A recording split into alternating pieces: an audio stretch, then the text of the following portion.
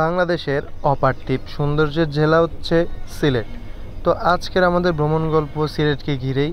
তো সিলেটের কিছু দর্শনীয় স্থান আমরা আপনাদেরকে ঘুরে দেখাবো।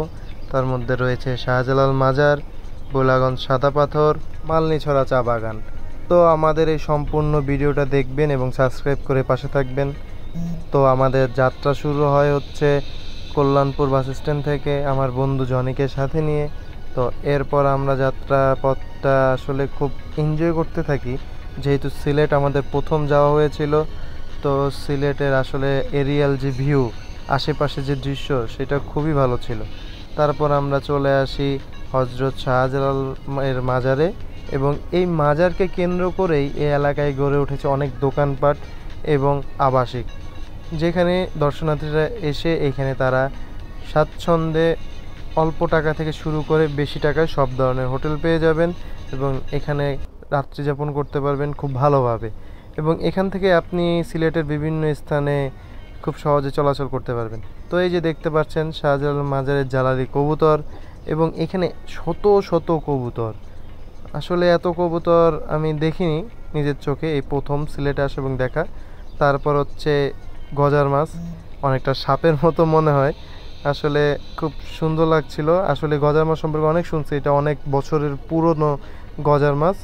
তো এই যে ঝর্ণার ফোয়ারার ব্যবস্থা করা হয়েছে যাতে তারা পর্যাপ্ত পরিমাণে অক্সিজেন নিতে পারে এবং আরও বেশি দিন বেঁচে থাকতে পারে। তো আসলে অনেকে দেখলে ভয়ও পেতে পারে, মাছগুলো দেখতে একটু ভয়ঙ্কর ছিল, যা আসলেই খুব ইন্টারেস্টিং লেগেছে আমার কাছে। তারপর আমরা আসলে আশপাশটা ঘুরে দেখি যে মাজারের আশপাশটা কেমন এবং কীরকম। তো এরপর আমাদের যাত্রা শুরু হবে হচ্ছে বিআরটিসির জনপ্রিয় রাইড। মাত্র ৭৫ টাকায় আম্বরখানা বাস স্ট্যান্ড থেকে বোলাগঞ্জ সাদা পাথর মাত্র ৭৫ টাকায়। আর এই যে বাস ভ্রমণ, এই যে দোতলা বাসের দ্বিতীয় তলাতে একবারে সামনের সিটটি নিয়ে বসে আপনি জাস্ট এই অসাধারণ ভিউগুলো এনজয় করতে করতে চলে যাবেন ভোলাগঞ্জ সাদা পাথর এরিয়ায়। দেখতেই পাচ্ছেন দূরে যে বড় বড় পাহাড় দেখা যাচ্ছে, সেগুলো হচ্ছে সব ইন্ডিয়ায়। দুর্ভাগ্যবশত এগুলো সব ইন্ডিয়ায় পড়েছে, যার কারণে ওইখানে এখন যাওয়া সম্ভব না। সম্ভব হলে আমরা যেতাম। তো তারপর আমরা আস্তে আস্তে চলে আসি বোলাগঞ্জ সাদা পাথর এরিয়ায়, এবং এইখানে যে দৃশ্য আসলে না আসলে কেউ বুঝতে পারবেন না। বাস থেকে নেমে তারপর যে দৃশ্যটা দেখছি, যেটা দেখার জন্য আসলে আমি প্রস্তুত ছিলাম না। আসলে এই যে দৃশ্যটা দেখতে পাচ্ছেন, এটা ছবির মতো একটা দৃশ্য। আর এই দৃশ্য দেখে কেউ মনে করবে না যে এটা বাংলাদেশে আছে এমন একটা জায়গা। আর এইখানে সবচেয়ে জনপ্রিয় হচ্ছে এখানে যে বোট রাইডিং। আর এই বোট রাইডিং করে আপনারা এই বোলাগঞ্জ সাদা পাথরের বোট ঘাট থেকে আপনাদের জনপ্রতি ১০০ টাকা, এক বোটে ৮ জন হবে, এবং ৮০০ টাকার বিনিময়ে আপনাদের সাদা পাথর এলাকায় নামিয়ে দেওয়া হবে, এবং আপনারা সেইখানে গিয়ে নিজের মন মতো এনজয় করতে পারবেন।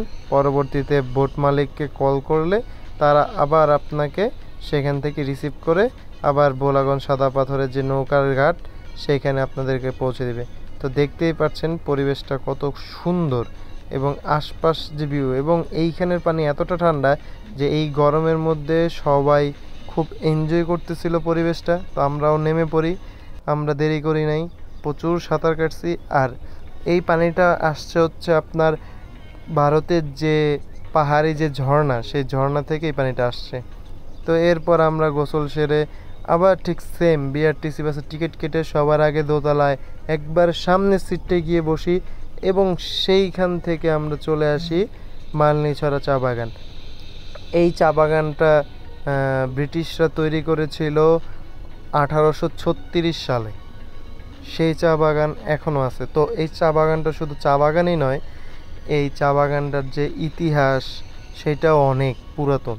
এই চা বাগানকে ঘিরে রয়েছে হাজারো মানুষের অনেক স্মৃতি, অনেক কষ্ট, অনেক দুঃখ, অনেক সুখ, অনেক বেদনা। আর এই যে দেখতে পাচ্ছেন আমি কুড়ি উঠাচ্ছি, তো এটাকে বলা হয় কুড়ি। তো এই যে চা বাগানের শ্রমিকরা মূলত এই কুড়িটাকেই উঠিয়ে নিয়ে যায় এবং এটাকেই প্রসেসিং করে চা পাতা হিসাবে আমরা ঢাকায় বা বিভিন্ন জায়গায় বসে পেয়ে থাকি এবং এটাই কিন্তু আমরা খাই। তো দেখতেই পাচ্ছেন যে এই মালনীছড়া চা বাগানটা কত সুন্দর এবং আশেপাশের ভিউটাও খুব সুন্দর ছিল। তো খুবই অসাধারণ সিলেট। সকলে বেশি বেশি ভ্রমণ করবেন। ধন্যবাদ।